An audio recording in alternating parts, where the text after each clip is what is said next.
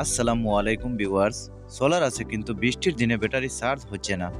আর tension করবেন না, স্ক্রিনে যে চার্জারটি দেখছেন এটি আজ আমি আপনাদেরকে একদম ঘরোয়া উপায়ে তৈরি করে দেখাবো। সামান্য কিছু পার্টস দিয়ে তৈরি করব এই 12 ভোল্টের পাওয়ারফুল চার্জারটি। এই চার্জারে আপনার ব্যাটারিকে চার্জ করবে খুবই দ্রুত। তাইলে চলুন কথা না বাড়িয়ে সরাসরি মূল কাজে ঢুকে পড়ি। তার আগে ছোট্ট একটি রিকোয়েস্ট, আমার এই ছোট্ট চ্যানেলে যদি নতুন হয়ে থাকেন তাইলে দয়া করে চ্যানেলটি সাবস্ক্রাইব করে একটি লাইক দিবেন, কারণ ভাই এই শেষ রাতে ভিডিওগুলো অনেক কষ্ট করে বানাতে হয়। এই 12 ভোল্ট ব্যাটারি চার্জারটি বানাতে হলে প্রথমে লাগবে আমাদের ভালো মানের একটি 12 ভোল্ট ট্রান্সফর্মার।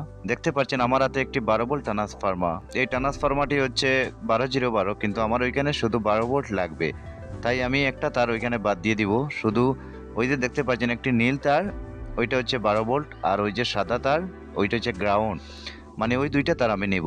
তারপরে আমাদের লাগবে একটি ডায়োড রেকটিফায়ার।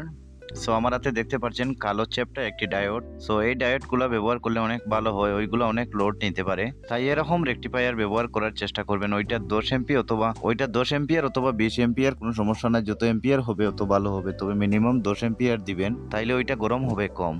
আর আমাদের লাগবে ভালো মানের একটি ক্যাপাসিটার, 25 ভোল্ট 2200 ইউএফ একটি ক্যাপাসিটার নেবেন ভালো মানের। আর ওইখানে ছোট্ট একটি এলইডি বাল্ব দিব আমি, পাওয়ার অন হলে ওইটাতে লাইট জ্বলে উঠবে।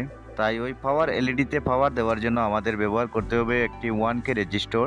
ওই 1K রেজিস্টর সরাসরি আমরা লাগাবো ওই যে ক্যাপাসিটারের পজিটিভ লাইনে, আর ওই রেজিস্টরের অন্য প্রান্তটি আমরা এলইডি বাল্বের পজিটিভটা লাগাবো। এখন এই ছোট্ট এলইডি বাল্বটি আমি পরীক্ষা করে আগে নিব একটি ব্যাটারি দিয়ে, কোনটা পজিটিভ এবং কোনটা নেগেটিভ। হ্যাঁ, আমার পরীক্ষা করা হয়ে গেল। এখন এই এলইডির পজিটিভ লাইনটি আমি রেজিস্টরের এক প্রান্তে লাগাবো, আর ওই এলইডির নেগেটিভ লাইনটি আমি লাগাবো আমার ক্যাপাসিটারের নেগেটিভে। আপনারা লক্ষ্য করে দেখুন, আমি আর বক বক করছি না, আপনাদেরকে প্র্যাকটিক্যালি কাজ করে আমি দেখাচ্ছি। আপনারা দেখলে ওইটা বুঝে যাবেন, আমি একদম সামনে ক্লিয়ার করে আপনাদেরকে দেখাচ্ছি।